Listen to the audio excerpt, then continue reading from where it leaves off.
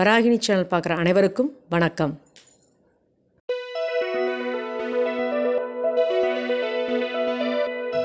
இன்றைக்கி நம்ம பார்க்க போகிற டிஷ் பார்த்திங்க அப்படின்னா ஆனியன் மசால். சூப்பராக செய்கிறதுக்கு ஜம்முன்னு இருக்கும். அதுவும் இல்லாமல் 5 நிமிட்ஸில் அதை நம்ம செஞ்சு முடிச்சிடலாம். இந்த பக்கம் தோசையை ஊற்றுனீங்கன்னா அந்த பக்கம் ஆனியன் மசால் ரெடி. அதுக்குண்டான தேவையான பொருளை பார்க்கலாம். ஆனியன் நான் பெருசு 3 எடுத்திருக்கேன், வரமிளகா 3, மஞ்சத்தூள் கொஞ்சோண்டு, கருவேப்பிலை தேவையான அளவு, கடல மாவு 1 டேபிள் ஸ்பூன், அப்புறம் பார்த்திங்கன்னா உளுத்தம்பருப்பு, கடலப்பருப்பு, கடுகு இதெல்லாம் தாளிக்கிறதுக்கு, உப்பு தேவையான அளவு. வாங்க வீடியோ போகலாம். மசாலுக்கு கொஞ்சம் தேவையான அளவு எண்ணெய் ஊற்றிக்கோங்க.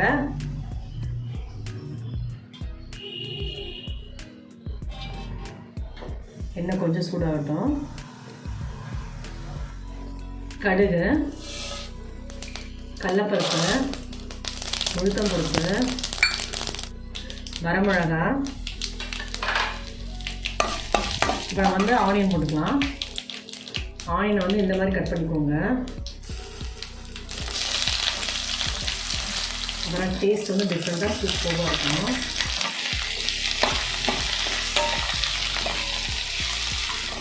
நல்லா வேகணும், கண்ணாடி மாதிரி வரணும். அப்போ தான் டேஸ்ட் சூப்பராக இருக்கும். தேவையான உப்பு போட்டுக்கோங்க. உப்பு தேவையான உப்பு இதுலேயே ஆட் பண்ணிக்கலாம். அப்போ தான் வெங்காயம் நல்லா வேகும், கோல்டன் கலரில் வரும் சூப்பராக. கடல மாவு, மஞ்சத்தூள் நல்லா தண்ணியில் கரைச்சிக்கணும். அப்போ தான் கட்டி கட்டாமல் இருக்கும். நான் 1 டம்ளர் தண்ணி ஊற்றிட்டேன். வேணும்னா நீங்கள் எக்ஸ்ட்ரா கூட ஊற்றிக்கலாம். பார்த்திங்களா, கட்டியாகிட்டு நம்ம கைவிட்டு நல்லா பிசைஞ்சிக்கணும். இப்போ நம்ம அதை அப்படியே ஆட் பண்ண வேண்டியது தான். வெங்காயம் பாருங்கள் நல்லா ஃப்ரை ஆகிடுச்சு சூப்பராக. இப்போ நம்ம கரைச்சி வச்சுட்டோம் இல்லையா, இதை அப்படியே ஆட் பண்ண வேண்டியது தான்.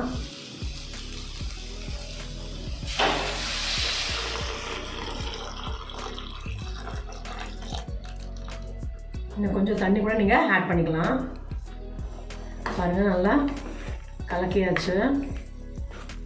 இப்போ நல்லா அது துள் வரணும், ஒரு பபுள்ஸ் மாதிரி வரும். அந்த பபுள்ஸ் வந்தால் தான் கடல மாவு வெந்த மாதிரி. இல்லை நம்ம கொஞ்சம் தண்ணி ஆட் பண்ணிக்கலாம். ரொம்ப கெட்டியாயிடுச்சு அப்படின்னா கொஞ்சம் தண்ணியை ஆட் பண்ணிக்கோங்க. வெங்காயம் ஜாஸ்தியாக இருக்கணும். பாருங்கள் இதே கெட்டி ஆகிடுச்சு. நான் எக்ஸ்ட்ரா 1 டம்ளர் ஆட் பண்ணுறேன் தண்ணியை. ஏன்னா நல்லா கடல மாவு வேகணும் இல்லையா, இல்லை பச்சை வாசம் அடித்தா மசாலா நல்லா இருக்காது. கடல மாவு ஜம்முன்னு வேகணும். அது பாருங்கள் பபுள்ஸ் வருது பார்த்தீங்களா, இந்த மாதிரி பபுள்ஸ் வரணும். பபுள்ஸ் இல்லாமல் இறக்கிட்டீங்க அப்படின்னா அது பச்சை வாசம் அடிக்கும், நல்லா இருக்காது, டேஸ்ட் நல்லா இருக்காது. சூப்பராக இருக்குது, கலர்ஃபுல்லாக இருக்குது பார்த்தீங்களா, ஜம்முன்னு. நம்ம கருவேப்பிலை ஆட் பண்ணிக்கலாம்.